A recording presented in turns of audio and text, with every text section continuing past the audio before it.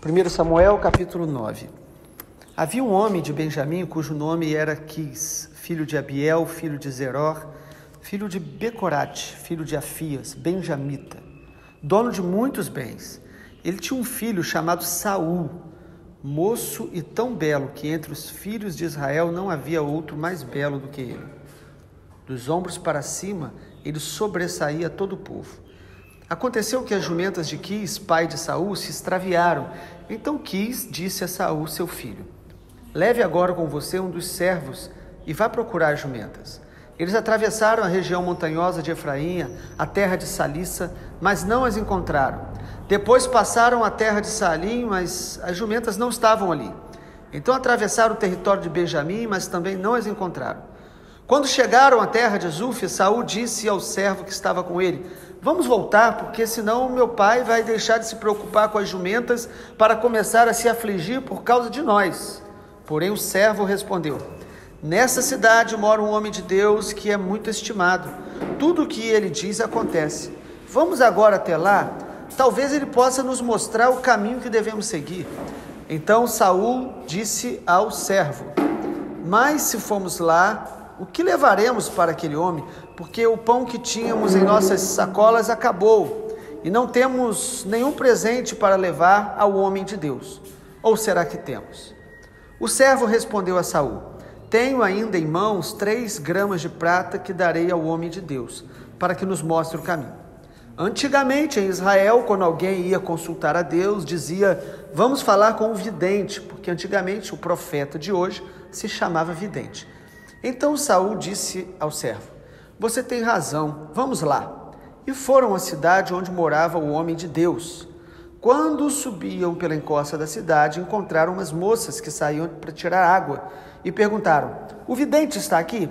Elas responderam: está. Eis que ali vai ele, à sua frente. Vão depressa.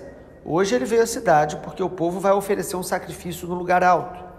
Ao entrarem na cidade, vocês o encontrarão, antes que ele suba ao lugar alto para comer, porque o povo não comerá enquanto ele não chegar, porque ele tem de abençoar o sacrifício, e só depois os convidados irão comer. Vão agora, porque hoje vocês o acharão. Então eles foram até a cidade. Quando estavam entrando, eis que Samuel saiu ao encontro deles para subir ao lugar alto. Ora, um dia antes de Saul chegar, o Senhor tinha revelado isso a Samuel, dizendo: amanhã a estas horas enviarei a você um homem da terra de Benjamim, o qual você ungirá por príncipe sobre o meu povo de Israel. E ele livrará o meu povo das mãos dos filisteus, porque olhei para o meu povo, pois o seu clamor chegou a mim. Quando Samuel viu Saul, o Senhor lhe disse: eis o homem de quem lhe falei, este dominará sobre o meu povo. Saul se aproximou de Samuel no meio do portão e disse: peço que, por favor, me mostre onde é a casa do vidente. Samuel respondeu a Saul: eu sou o vidente. Suba diante de mim ao lugar alto. Hoje vocês comerão comigo. Pela manhã eu o deixarei ir e lhe contarei tudo o que está no seu coração. Quanto às jumentas que vocês perderam há 3 dias, não se preocupe com elas, porque já foram encontradas. E para quem está reservado tudo o que é precioso em Israel? Será que não é para você e para toda a casa de seu pai? Então Saul respondeu: por acaso não sou eu um benjamita da menor das tribos de Israel?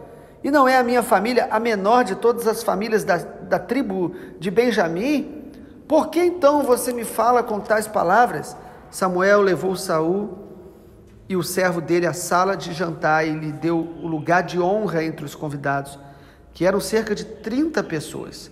Então Samuel disse ao cozinheiro: traga aquela porção que eu lhe entreguei, aquela que eu lhe pedi para deixar reservada. O cozinheiro pegou a coxa com que havia nela e a pôs diante de Saul. Então Samuel disse: aqui está o que foi reservado. Pegue e coma, pois foi guardado para você, para esta ocasião, quando eu disse: convidei o povo. Assim Saul comeu com Samuel naquele dia. Depois que desceram do lugar alto para a cidade, Samuel falou com Saul no terraço. Levantaram-se de madrugada, quase ao raiar do dia, e Samuel chamou Saul para o terraço, dizendo: levante-se, e eu irei com você para lhe indicar o caminho. Saul levantou-se e saíram ambos, ele e Samuel. Quando estavam chegando à extremidade da cidade, Samuel disse a Saul: diga ao servo que passe à frente de nós. E você, quando ele tiver ido embora, espere um pouco, para que eu possa transmitir a você a palavra de Deus. Amém. De tanto o povo de Israel pedir a Deus um rei, porque eles queriam ser igual aos outros povos, Deus concede esse pedido. E o capítulo 9 é o encontro de Saul com Samuel. Saul foi o primeiro rei de Israel. E quando a gente olha para o capítulo 9 de 1 Samuel, uma coisa nos chama a atenção. A nação de Israel estava com mais temor de Deus. Eles reconheciam Samuel como profeta. A gente percebe no ambiente que eles buscavam ouvir o Senhor através de Samuel. Aquela nação que estava na apostasia, que estava acostumada com Eli, um sacerdote que perdeu o discernimento, que não tinha temor por Deus, que não amava a glória de Deus. Irmãos, o que nós precisamos para a gente ter uma vida plena é amar a glória de Deus, é buscar a glória de Deus. E isto se fala de realidade espiritual. Nós não podemos viver de emoções apenas na vida espiritual ou de intelecto. Nós devemos amar a glória de Deus, nós devemos amar o que Deus ama, aborrecer o que Deus aborrece. Vida com Deus é realidade, é feita com temor. E aqui havia já um temor de Deus ali no ambiente. As pessoas sabiam que Samuel era um homem de Deus. E é nesse contexto que aparece um homem chamado Saul. E é muito importante a gente perceber o início da vida desses homens que Deus escolheu. Porque Deus escolheu Saul para ser o primeiro rei de Israel. E se a gente olha para esse capítulo, a gente percebe que Saul tinha qualidades. Saul começou bem. Saul, quando foi escolhido por Deus, ele tinha características muito positivas. Vamos perceber então isso no capítulo 9? Em primeiro lugar, a gente percebe que Saul era alguém que servia a sua família, servia o seu pai. Ele cuidava ali dos animais. Quando as jumentas se perderam, ele era alguém que estava sempre disponível, alguém que tinha iniciativa. Como é importante, irmãos, nós abençoarmos a nossa família. Sermos pessoas que dentro de casa a gente serve com alegria, coopera com os serviços do lar. Alguém que serve a família e também a irmãos com alegria. Isso é maravilhoso. Isso é característica de alguém que realmente tem uma virtude de Deus que deve ser aprendida e é exemplo para outros. Segundo lugar, a gente vê Saul aqui um homem perseverante, porque ele procurou as jumentas, andou. Ele podia ter sido relaxado, falar: olha, eu tentei, não deu, mas ele foi atrás, insistiu. A perseverança aqui no começo da vida dele, irmãos, é algo também especial. Esse homem não começou mal, ele começou muito bem. Terceiro lugar, a gente vê aqui em Saul esta sensibilidade para poder ir até o lugar onde Deus queria levá-lo. Porque quando eles não encontram estas jumentas, a gente percebe que Deus permitiu tudo isso. Há coisas que Deus vai permitindo para trazer a gente para o propósito, para atrair a gente a um lugar de comunhão com Ele, para a gente ouvi-lo. E eles não conseguiram encontrar. É interessante porque este servo de Saul tem uma ideia. Ele diz assim: tem um homem de Deus ali, vamos lá consultá-lo. Às vezes ele vai ajudar a gente até nessa questão, né, das jumentas. E Saul inicialmente fala: poxa, mas meu pai vai deixar de se preocupar com as jumentas, vai começar a preocupar com a gente, nós estamos muito tempo fora. Perceba aí como que ele tinha um cuidado com a família. Isso é princípio, isso é valor do Senhor que nós não devemos desprezar, irmãos. Mas ele também é sensível para entender que aquilo poderia ser algo importante. Então ele se deixou ser conduzido para algo tão pequeno, mas que mudaria a vida dele para sempre. E quando ele chega ali diante de Samuel, irmãos, ele tem uma surpresa muito interessante, né? Deus já tinha falado com Samuel que ia levar Saul até ali. Ou seja, Deus tinha um plano antes de Saul saber. Deus tem planos para a nossa vida. Deus tem propósitos para a nossa vida. E quando Saul chega ali, a gente vê mais uma virtude na vida dele.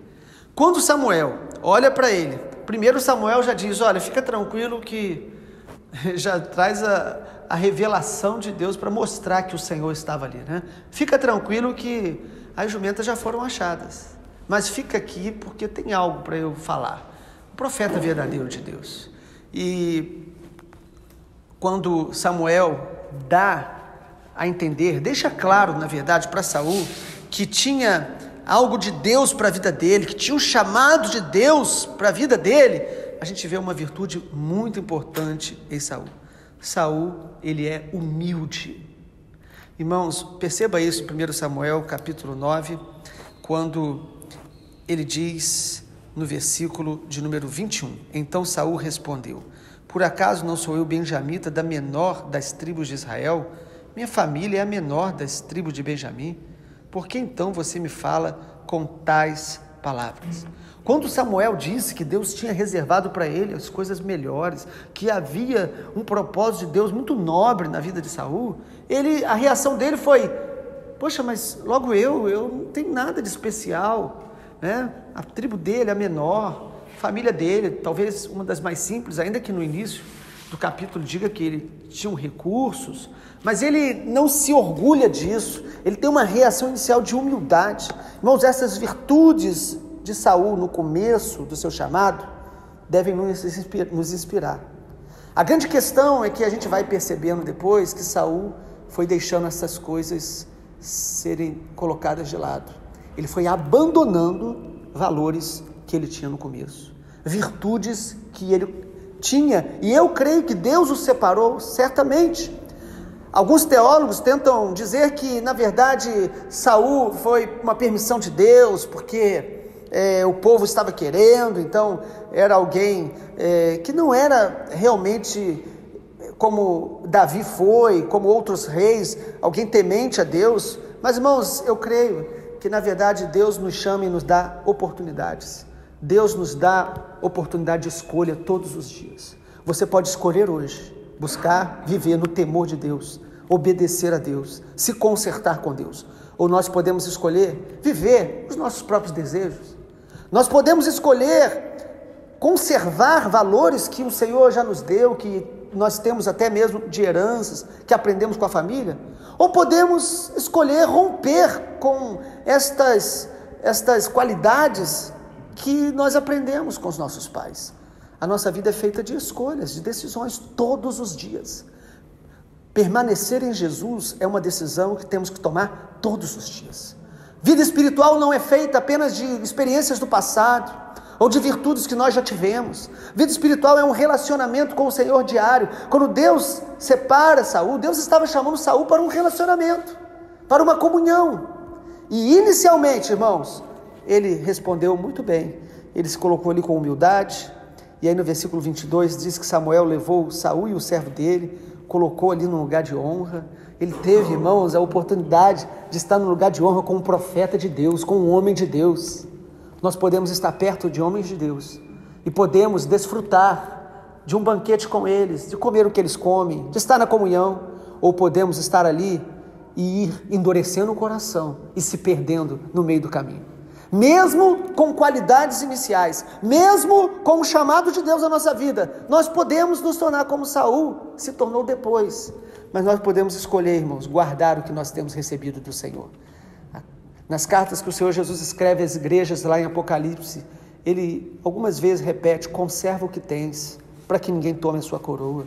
Não deixe que as lutas, não deixe que as tentações, no meio do caminho, te afastem de uma vida de intimidade com Deus, uma vida que cresce com Deus. Irmãos, a vida espiritual não é para começar bem e ir se esfriando. A vida espiritual é para ir se fortalecendo, crescendo de glória em glória, de fé em fé. É o nosso coração enganoso que tenta nos deixar, às vezes, iludidos, achando que a gente pode viver apenas das nossas virtudes do passado ou das experiências do passado. Saul começou muito bem.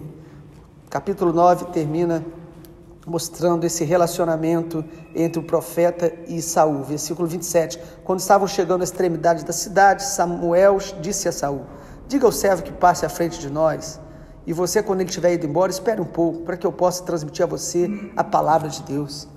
Irmãos, o que um rei deveria ter, sobretudo, é relacionamento próximo com o profeta. Nós precisamos estar mais perto daqueles que Deus usa para trazerem palavras de Deus para nós, que a gente precisa ouvir, não aquilo que a gente quer ouvir.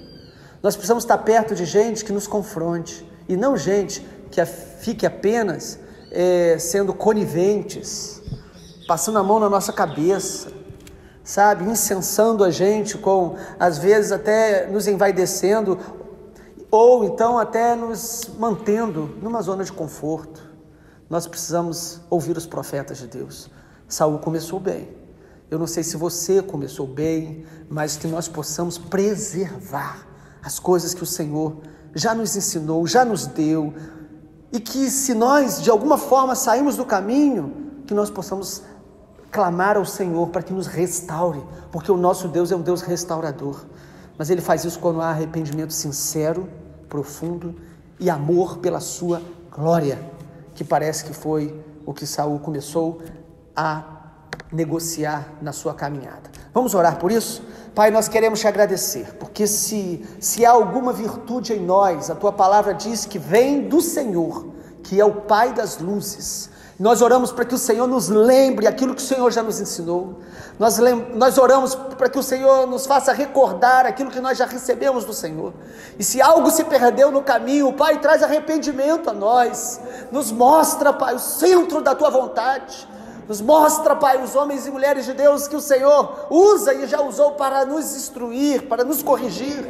Senhor, nós não queremos nos tornar como Saul se tornou. Nós queremos preservar aquilo que ele tinha como virtude no início do seu chamado. Muito obrigado, Pai, porque a graça do Senhor todos os dias nos dá a oportunidade de ter escolhas corretas, para que a glória do Senhor nos enche, para que nós possamos manifestar a glória do Senhor e sermos, ó Deus, aqueles que vão ensinar outros a temer o Senhor. Em nome do Senhor Jesus nós te pedimos. Amém, Senhor. Glória a Deus.